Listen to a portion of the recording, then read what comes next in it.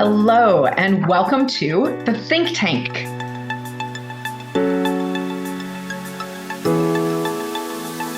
I am so glad that you're joining us for the Resilience Think Tank today. I was just saying to my guests before we got started how I have been looking forward to this conversation for months.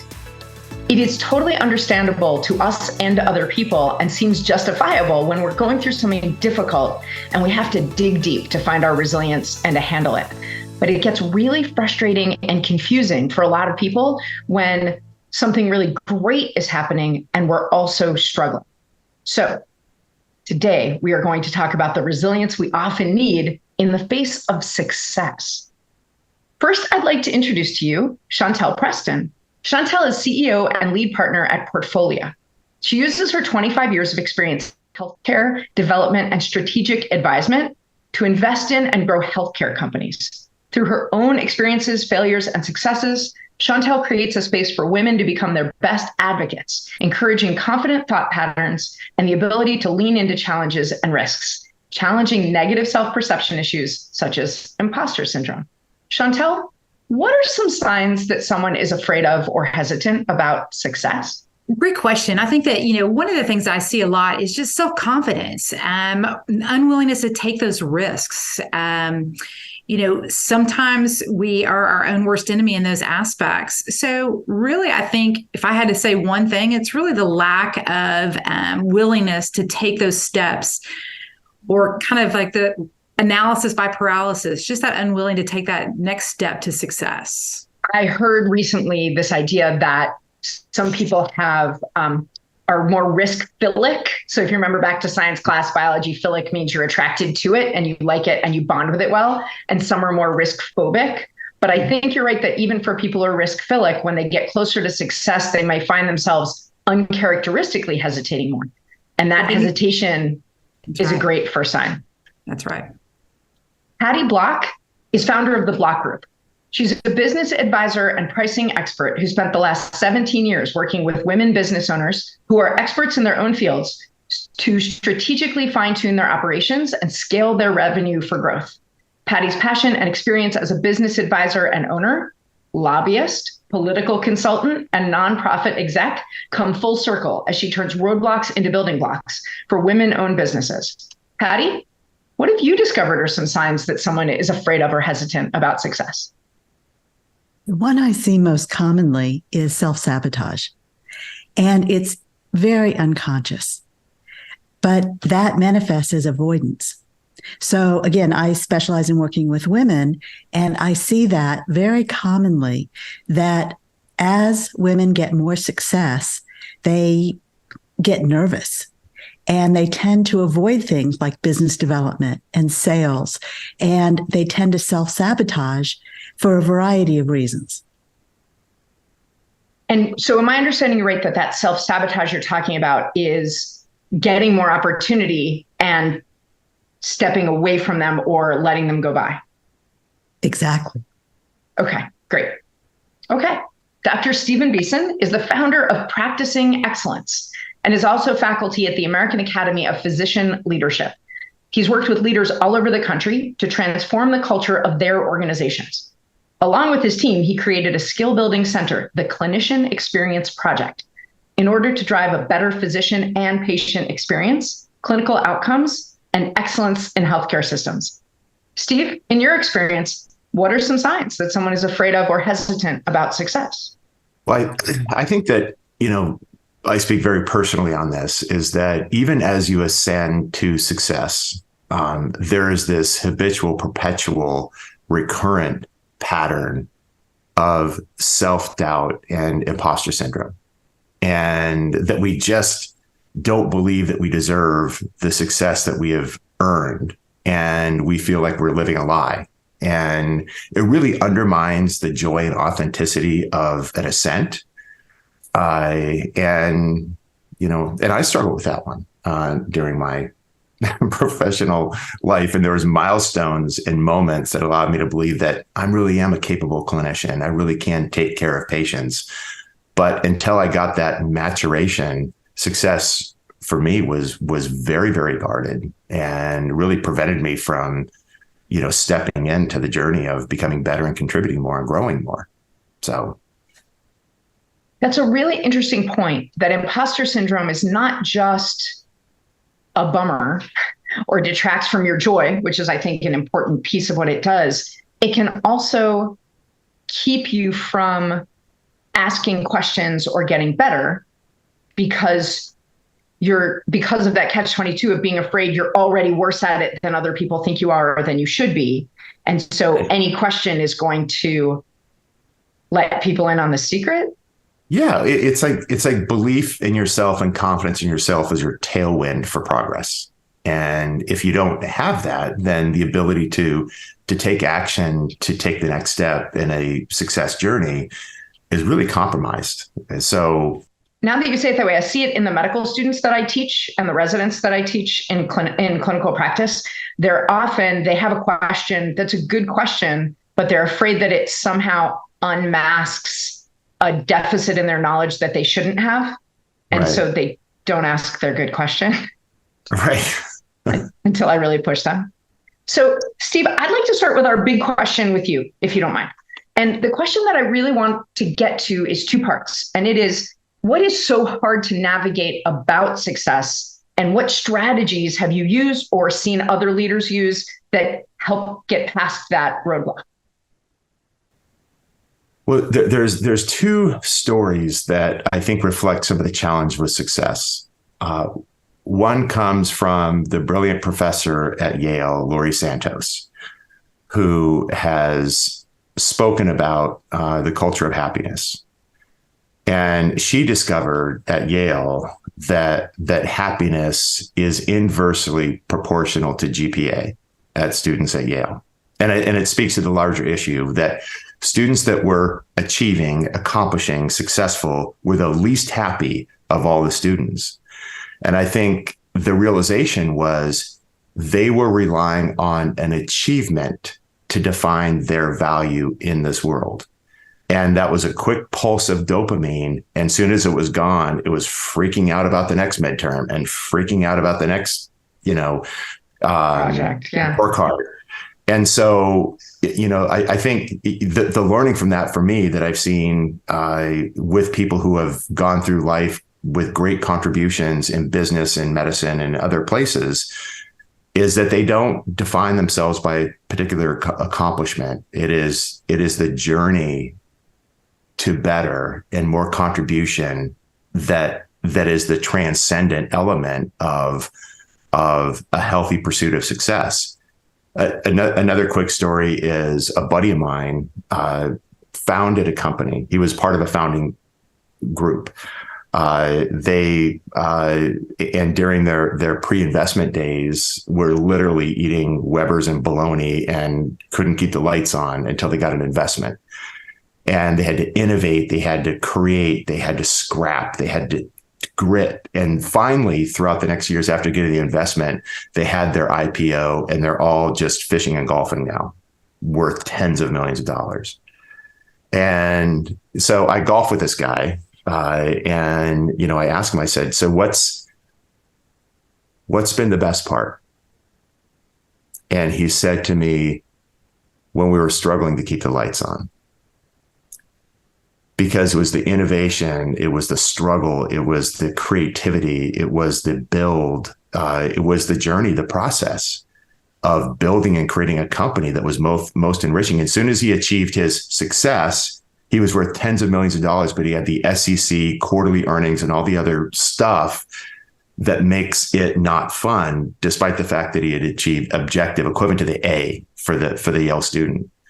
So I think, and I have seen and experienced the same thing, that success and management of it is not about achieving an objective. It's about building a mastery journey that makes you immensely proud of who you are, where you're contributing to something in the world, and it is something that allows you to continue to grow forever. And if that results in great financial success and tens of millions of dollars, awesome. But if it doesn't, you've still got, man, I got a good life. Look at all this stuff that I did. And I think that's a far more effective way to approach success, as opposed to I'm going to rely on a number, a pile of acorns, or a grade or an accomplishment, because those are fleeting, and they just make you rely on the next one like a drug hit.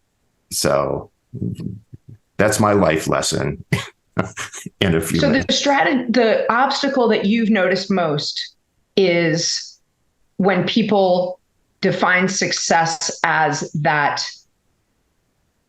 outwardly demonstrable metric that other people decide on, and it's too fleeting and it's too transient. Right. It's transactional. It's a little bit like a healthcare system saying, we want to improve the patient experience and we will define our success by the 95th percentile in the patient experience, as opposed to how do we build a process of continuous improvement where we bring kindness and compassion and connection to every patient every time. And that is what it means to be us, the consequence of which will be the 99th percentile. But it's about building process as opposed to focusing on a number or an objective. There's a great quote, and I don't want to hog time here, but there's a great quote that I read from James Clear, who's brilliant, Atomic Habits. And his two quotes that I love are, number one, those who have the most fun win. And the journey is the best part.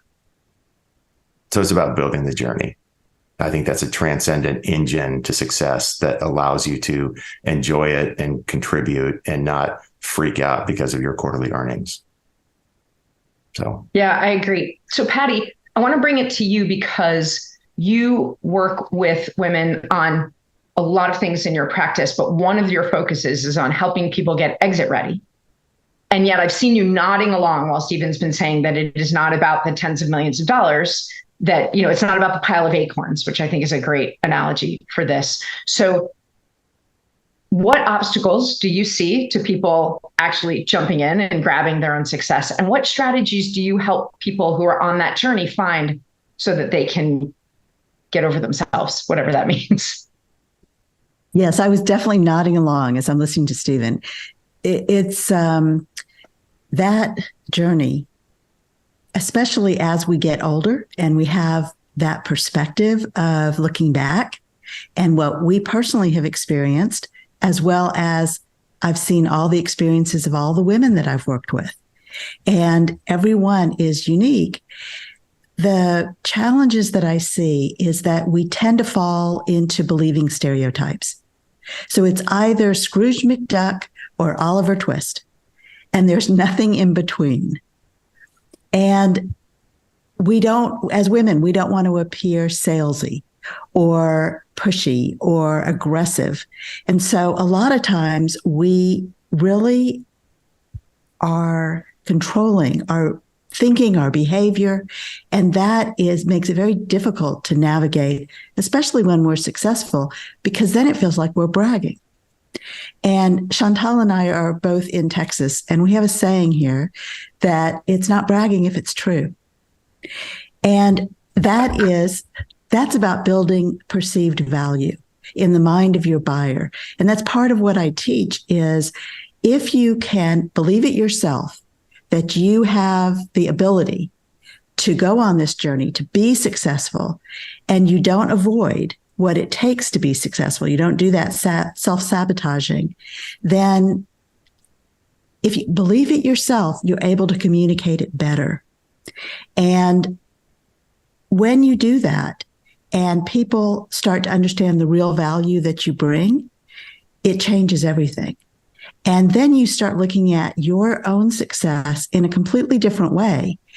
So one of the strategies that works really well for women is defining success by how it benefits those around us. So it's not all about us. And for a lot of women, that makes us feel better, that we're not just, quote, bragging, that we're not talking about ourselves in a competitive manner. We always want to think of ourselves as collaborative. So that strategy of thinking about how does my success affect those in my orbit, and how can I talk about that in a really positive way so that everyone understands what a great thing this really is. I know that a lot of the people who are with us today are in service industries, or in the youth development space, or in healthcare, or in other, in energy. And just looking at some of the people who are here right now. And Stephen, I don't know if you're thinking this too, but I'm thinking about, it's true also of people in healthcare, gender notwithstanding, I think, that we think this is supposed to be a calling. So how do you put a price on a calling? How do you think about, and that idea that you mentioned of, and how does this benefit me? And how does it benefit everybody around us? That I love that strategy. And I really want to emphasize that. And I hate the concept of selflessness, because that takes you entirely out of the equation. That and is really powerful. Chantel, in your work, which I know is also recently focused on women, but you have also been in healthcare and been in helping people with strategic development. What's your answer to this question about why success is so hard to navigate, and what strategies help you actually get the win? Well, I'm going to follow both Patty and Stephen and kind of add a few things in regards to my own life. So it is hard. It's hard for women, but it's hard for everyone for success. You think once you achieve that success, you've reached all of your goals and objectives in life. I'm just going to tell a quick story about my background. My main business was brain injury rehab. We loved helping people. We had a purpose, and we were helping people in the worst times of their lives. Well, as with any business, we got to a point we wanted to grow. And so we decided to sell our business. This was something I had been looking for my entire life. I had reached the pinnacle of success. We sold our business. We, as Stephen mentioned, we had the funds that we had always looked for. Unfortunately, it was the darkest time of my life at the same time. Why? Because what's next? Society created success as certain components. That wasn't necessarily my success, but I thought that that's what I needed to achieve. So Patty mentioned a minute ago about defining your own success. What does success mean? I think it means different things to different people, especially in different times of our lives too. When I was younger, what I thought was success is very different than what I feel is success now.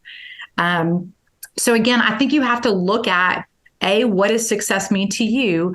But also, what is your overall purpose? Success looks different in everybody's eyes. So strategies for success, what I realized is that what was important to me wasn't necessarily the money. It was having that purpose of helping people. Okay. And so that became my success. Hence what I do now in regards to helping other individuals or companies, achieve their ultimate goals, maximize their success. So again, I think you have to look at what does success mean to you, but also, defining that the way you want to define it, not what society is defining it as. And again, look at that and find out what your purpose is. So I hope that answered your question with a little bit of a story there, but I do think we all go through those different phases because as Stephen mentioned, it's kind of like that. Once you reach success, you want more and more and more and more. So how do you continue to be energized in a way that, again, you will continue to be happy throughout your life and find that purpose? It does answer my question. Speaking of questions, I'd like to invite everybody who's here to put questions you have either directly to me in a direct message if you'd like to stay anonymous, or into the chat for everyone. And Chantel, because you mentioned your personal story, I'd like to push on it just a little bit more. When you had on paper something that you'd been aiming for and you would have called a success, and it contributed to the darkness and the struggle, could you talk about your feelings about that? Were you able to say that out loud, to reach out to other people for help? How did it impact you? A great question. It was a very hard time because, as Stephen mentioned, you're supposed to be the happiest you've ever been in life. You've met all your goals. You've reached that ultimate success. I felt so empty inside. Now what? Now, what am I going to be reaching for? Who was I? So there was a lot of emotional things I went through, and it probably took me about a year to come out of it as to what's next. What am I ever going to do within my life that reaches that same success that society has said that's the ultimate? It was hard. It was hard to talk about it. It was hard to go through it. Again, it took me a while to figure out why was I in that dark space when everyone thought I should be the happiest I'd ever been in my life. So again, and I think it's important for us to have those conversations as people, again, reach those pinnacles of, life's not over. There are more things to achieve in life. And again, what's the ultimate success for me? I realized it wasn't the money. It was the purpose. It was helping people. I loved helping people. And I didn't see that when I was in it. But once you remove yourself and you take a look back and you grow a little bit as an individual, you realize there's more to life than money, power, control. Now it's about how can I really help people? And that's what I really enjoyed. So I chose to continue my life work and actually helping people. And so again, being able to find that next pursuit of happiness is what really brought me out of that. I saw an interview recently with Jada Pinkett Smith, who is an accomplished actress and poet and musician. For people that don't know the name, she's also married to Will Smith. She had a book come out recently, and she talks in it extensively and very authentically and in a raw way about her own struggles with mental health. And in the interview, the interviewer asked, "What made you decide to do that?" And she said, "I wrote about it because of every person who ever messaged me about my mental health, about my own mental health, telling me I had such a good life, I had no right to struggle." And she said, and I can live with that criticism because I have the support I need and the strength I need and the medicine I need. She's really transparent. She said, but there's too many people who can't stand up against that. We have to challenge that idea. And so just us having this conversation right now, for everyone in the sound of our voices now and virtually in perpetuity, just to know that this is something that might happen. It's like knowing about a side effect.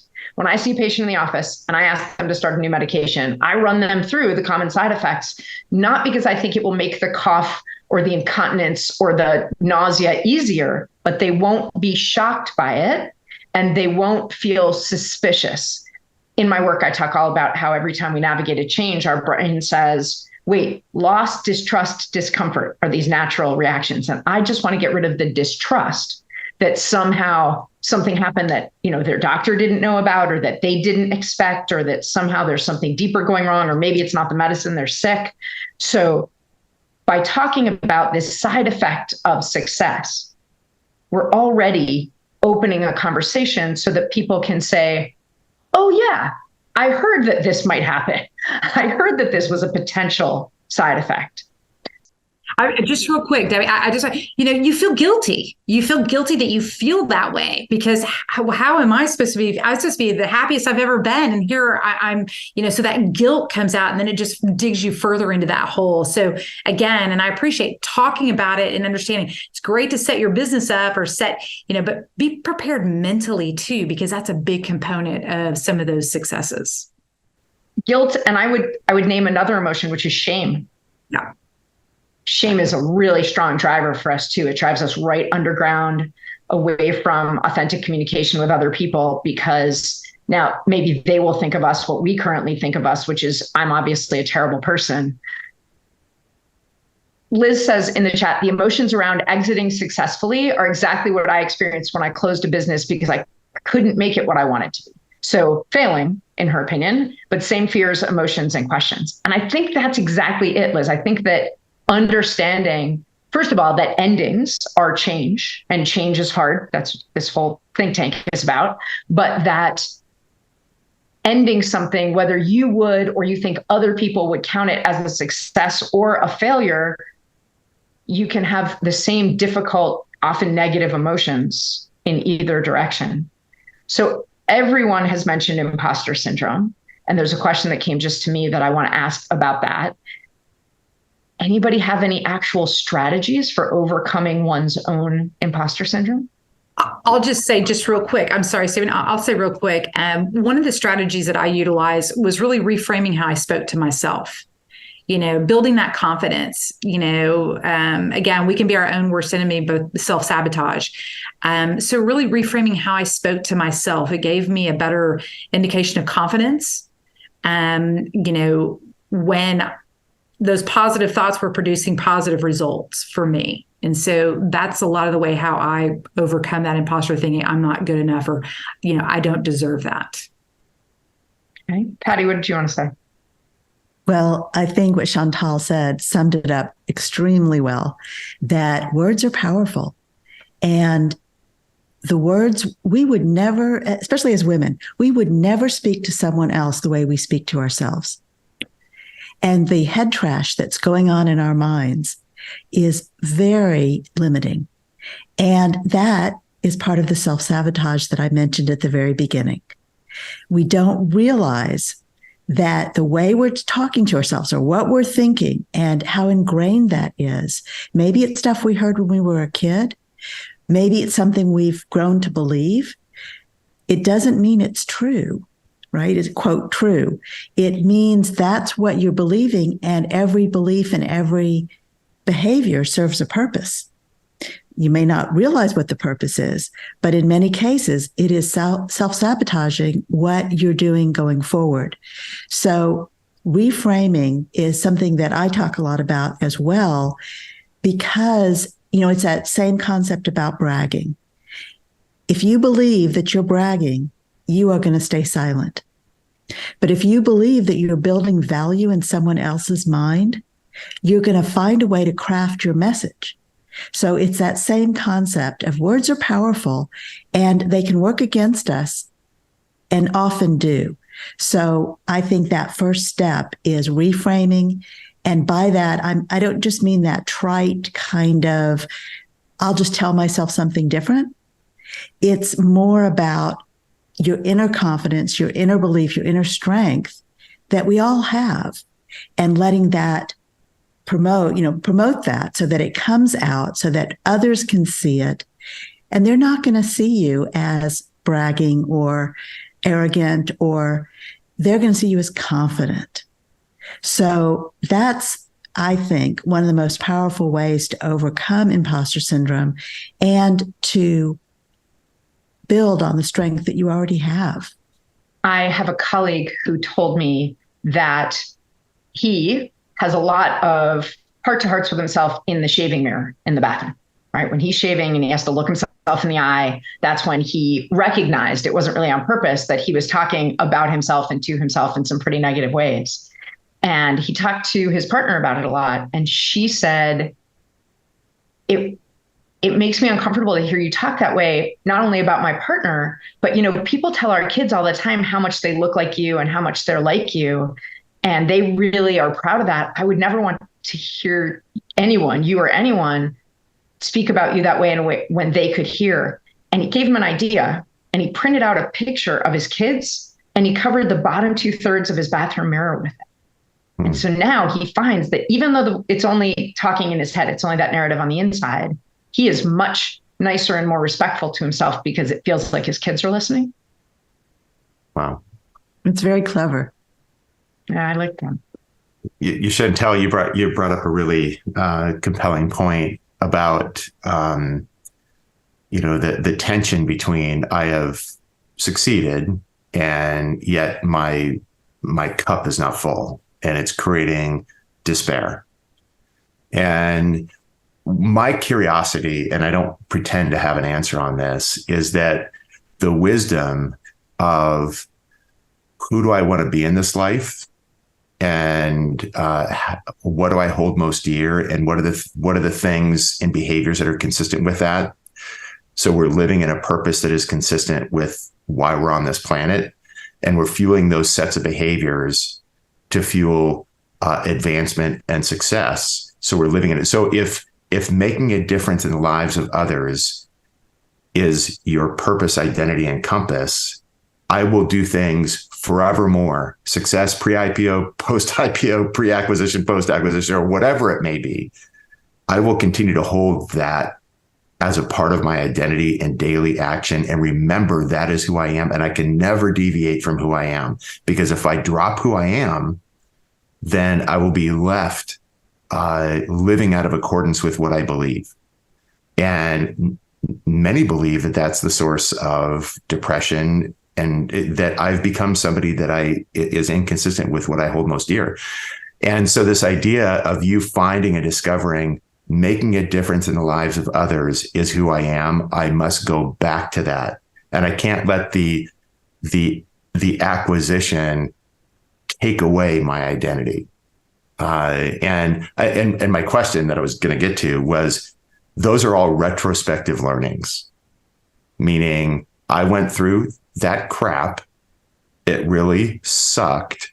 And I came up with the wisdom that I need to recapture my identity and live in accordance with it. Can we do that proactively? Because all of us have been through life and have a winding road, right?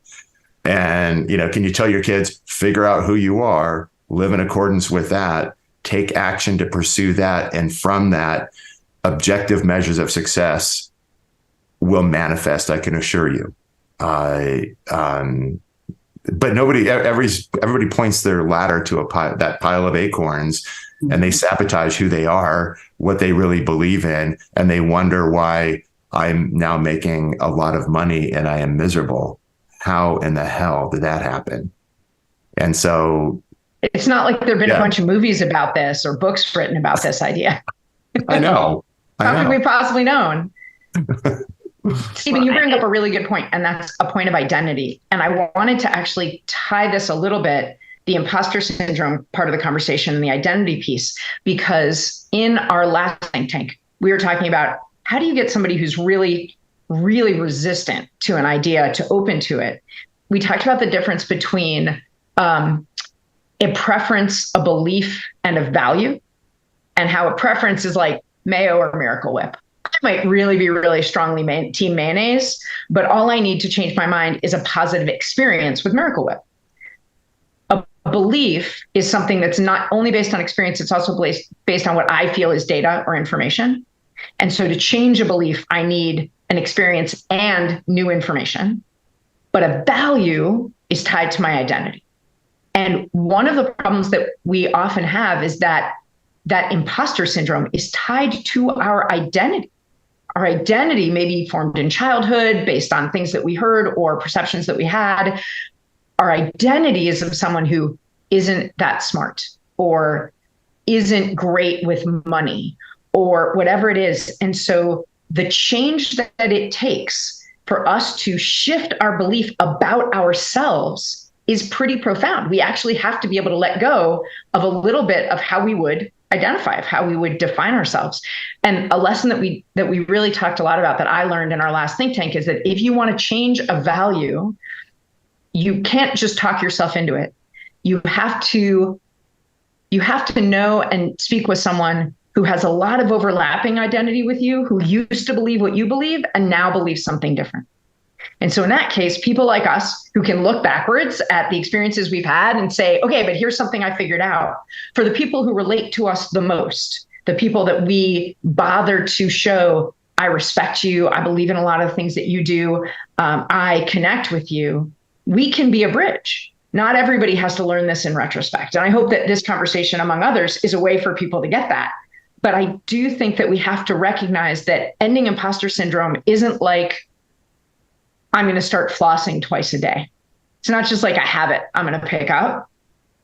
We have to be willing, and I know, Patty, in the work that you do, because I've worked with you, and Chantal, I get a sense in the work that you do too, you really make people investigate what their beliefs and identity values are about it so that they're able to look at them with some perspective and shift them. I've had a lot of conversations with individuals that you ask them about their values, and frankly, it goes back to their childhood. Well, what are your values? And it's interesting how many people never sit down and really think about what's their own values. We just kind of innate take those from, our parents and the parents before us. And so it's really interesting to have those conversations with people to say, no, what are your values? Because most people never sit down and really think through those.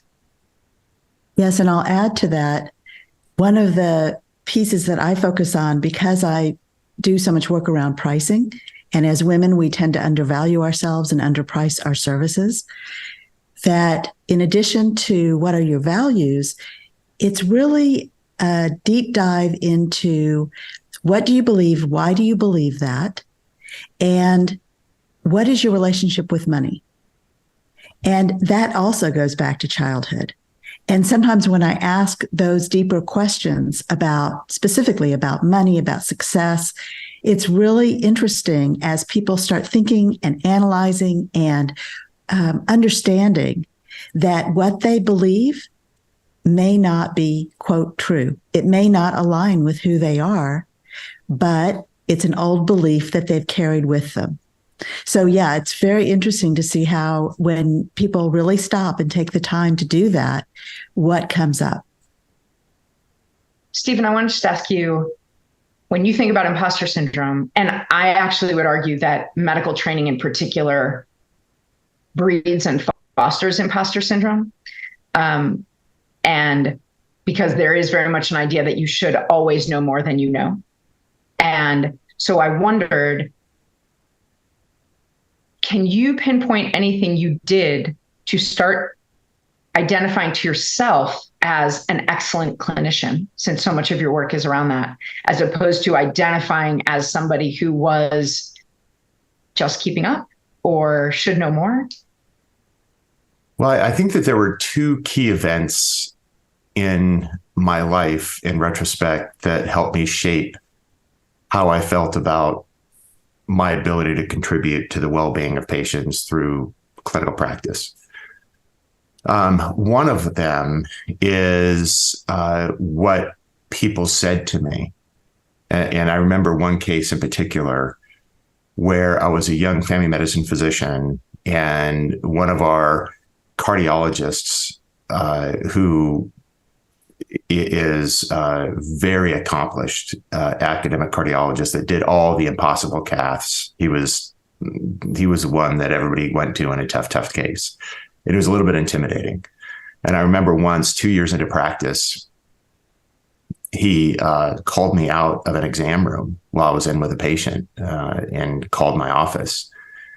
And he wanted to talk to me about something. So I'm walking in my office going, the jig is up. Right.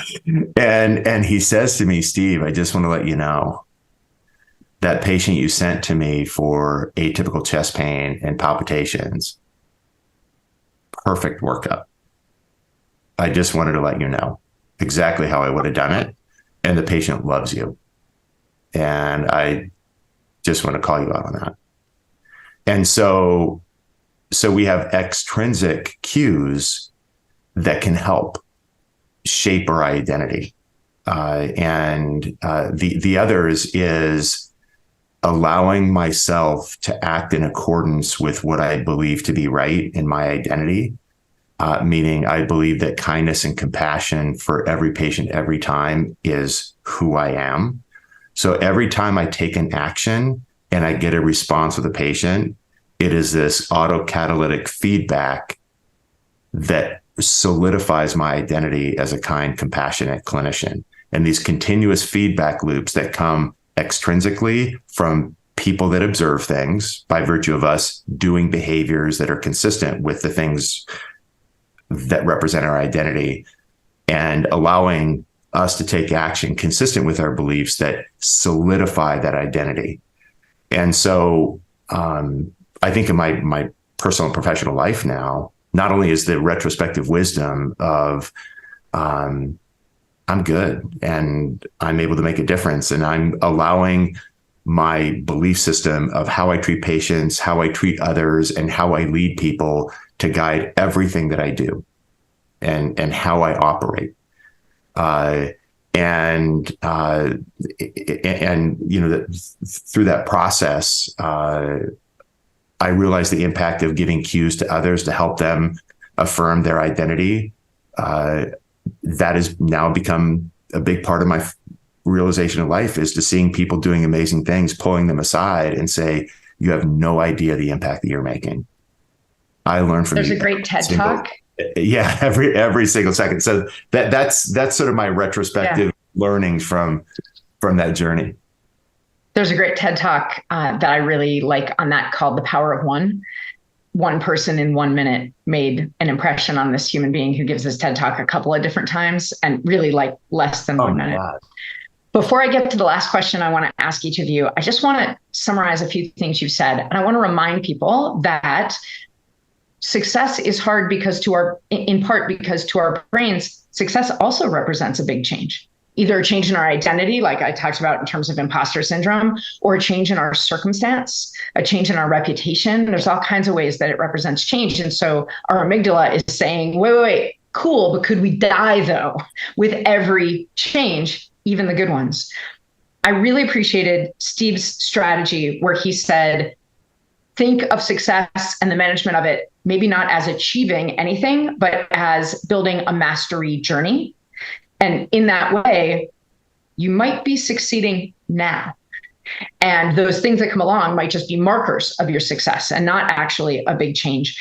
And Chantel and Patty also talked about that, but in slightly different ways that I think might be useful. Patty said, remember to consider that your success doesn't only benefit you. So it is great that it benefits you. And who else? What are the ands? So that you'll see that your success is not just nice, it's vital. And when you see that your success is vital, that can really, really make a difference in your ability to overcome the obstacles in your way and get it.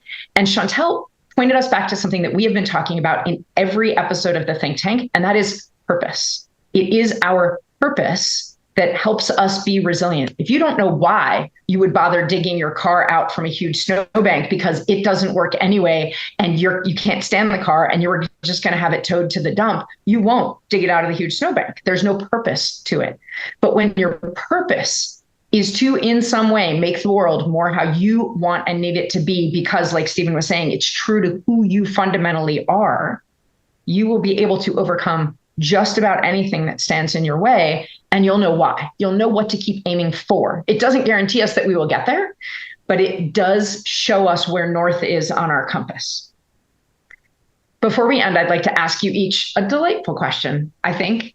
And that is, how do you celebrate your successes? Do you? And how do you? Patty, can I start with you? Sure. So after I do a little happy dance, it's always a call to family and wanting to share something that was so positive, again, because I want not only, my first call is to my adult kids. So not only do I want them to know that something really great has happened and how happy I am, but also it's part of my purpose as a role model, as a contributor to society and to my community, that I also want to share my happiness. So it's always a call with family first and then with friends. Terrific. Steve, how about you? Well, I love to reflect and soak it in, listen to music and relive it and allow it to, sort of solidify my basic fundamental reasons for being. But I agree with Patty. I think sharing successes and telling the stories of making a difference in the world. And for me, it's always, the measure is always what happened that allowed a difference to be made. It's never made this much, accomplished this objective. It is about how did my reason for being play out in a real witness of a way. And sometimes there's money that comes from that, and sometimes there's not. But that allows me to have much wider aperture in success and not rely on, didn't get the deal, so that wasn't successful. And so, but sharing the story with people that you love is also a fun part to celebrate. Chantel, what do you do? Great question. I'm a big one for, I celebrate all successes, even the small victories. But, when it comes to it, really in my world, it's about acknowledging the people that help me be successful. I've learned throughout my life that, it's more fun to be successful with others than by myself. And so it's really acknowledging and celebrating with those around me, whether it's family, whether it's peers, whether it's employees. And, again, I want to make sure that everyone gets the same credit, because in my world, everything that I do, it takes a team. It's not just an individual. So, really acknowledging that team and celebrating with them. It is possible that you're all better people than I am, because my go-to celebration is some sort of thrill seeking or adventure, like hang gliding or zip lining or a water park or something like that. Because I just for me, that attenuates the dopamine and I get to have more of it longer. Awesome. Thank you all so much for joining me today. And thanks to everybody who's listening now or online. Resilience is not just for the sake of getting through hard things. It's to actually create the life and the world we want. Have a great day, everybody.